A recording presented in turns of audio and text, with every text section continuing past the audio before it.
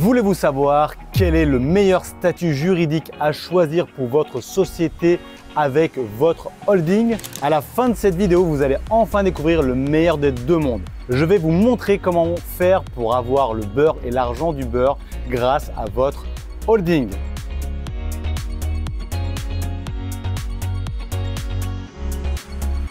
Bonjour les futurs repreneurs, c'est Pedro da Fonseca, repreneur d'entreprise depuis 2013. Ma stratégie depuis cette période-là est de reprendre une entreprise sans apport et sans crédit bancaire et de faire un effet de levier en rachetant les locaux de l'entreprise. Et une fois que j'ai racheté les locaux de l'entreprise, je revends l'entreprise avec une plus-value et je conserve les loyers avec les locaux. Et c'est comme ça que je me suis enrichi de plusieurs millions d'euros de patrimoine en immobilier. Et ma mission, grâce à cette chaîne YouTube, est de vous aider à reprendre une entreprise sans apport et sans crédit bancaire en moins de 12 mois. Et la première chose que je fais pour contribuer à votre réussite, c'est de vous offrir les frais de port de mon livre pour vous former à un prix réduit à la reprise d'entreprise et ses effets de levier que j'ai écrit pour participer à former un maximum de repreneurs en France. Cliquez sous la vidéo pour commander sans les frais de port. Bon, maintenant, je pose un peu le décor. J'entends tous les jours: que dois-je choisir pour ma holding? Je veux créer une holding. Est-ce que je dois choisir le statut SAS, SARL, SASU, EURL? Très peu de personnes connaissent ce petit hack que je vais vous partager. Et donc, je vais vous expliquer rapidement les avantages et les inconvénients et surtout quel statut choisir. Mais avant d'aller plus loin, si vous n'arrivez pas à trouver de deal, de financement, si vous ne savez pas par où commencer, bref, quelle que soit la problématique que vous rencontrez, je vous propose deux solutions. Soit vous rejoignez gratuitement le groupe privé Facebook, c'est la seule communauté en France sur le rachat d'entreprise en cliquant sous la vidéo, ou alors vous pouvez télécharger une formation gratuite juste sous la vidéo également, ou alors vous faites les deux, à vous de voir. Bon, maintenant, on passe dans le vif du sujet. Il faut déjà comprendre, je vais vous expliquer grossièrement quelle différence il y a entre la SAS et la SARL. Déjà, une SAS, quand on est tout seul, on appelle ça une SASU. SASU. SASU, unipersonnel. SAS, c'est quand on est au moins deux personnes dans cette SAS. Ensuite, la SARL et la EURL, ce sont la même chose également. La différence, c'est que l'EURL est fait pour une personne seule. Et quand on est au moins deux personnes dans l'EURL, ça bascule en SARL. Et ensuite, encore une fois, je vulgarise, hein, je fais vraiment simple, hein, c'est quand même plus complexe que ça, mais je vulgarise pour que vous compreniez assez facilement les différences entre ces statuts-là.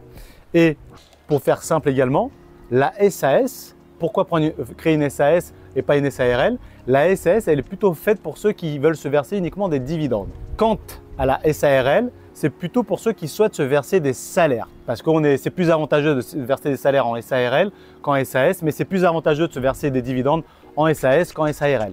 Donc maintenant, comment choisir entre ces deux statuts? On veut créer la holding en haut et avoir une société commerciale en dessous.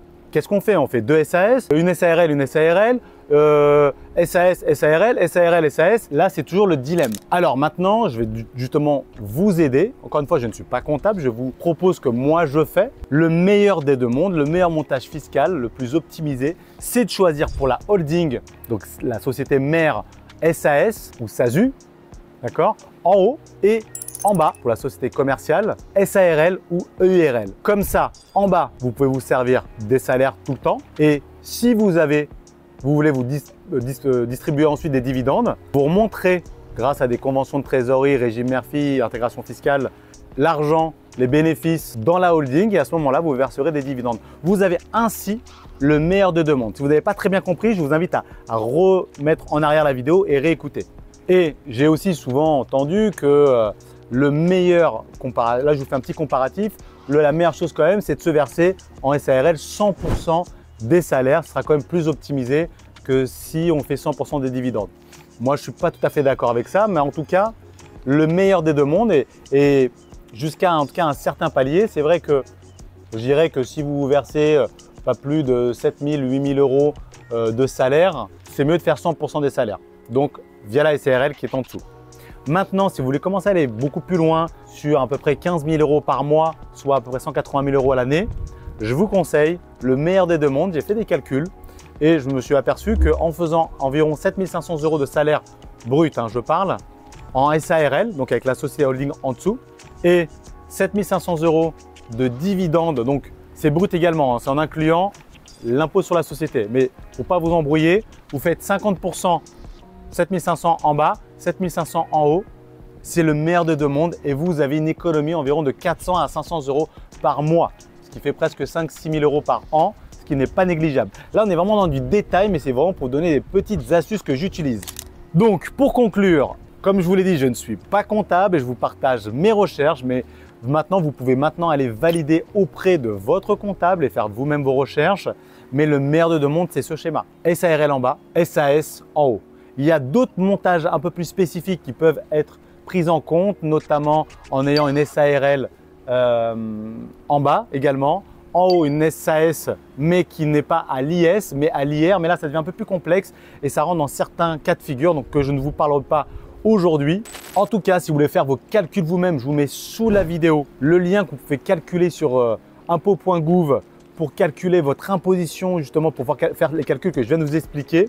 Et pour finir, si vous souhaitez aller encore plus vite, apprendre comment faire une étude de marché, comment trouver des entreprises, comment négocier, comment auditer une boîte, comment lire un bilan comptable et surtout comment piloter une entreprise à distance, vous pouvez prendre rendez-vous avec nous pour voir comment rejoindre notre Académie des repreneurs d'entreprise qui est unique en France. C'est un réseau, une communauté pour ne pas rester isolé dans votre coin. Nous sommes la moyenne des 5 personnes qui nous entourent. Alors devenez notre moyenne et prenez rendez-vous juste en dessous.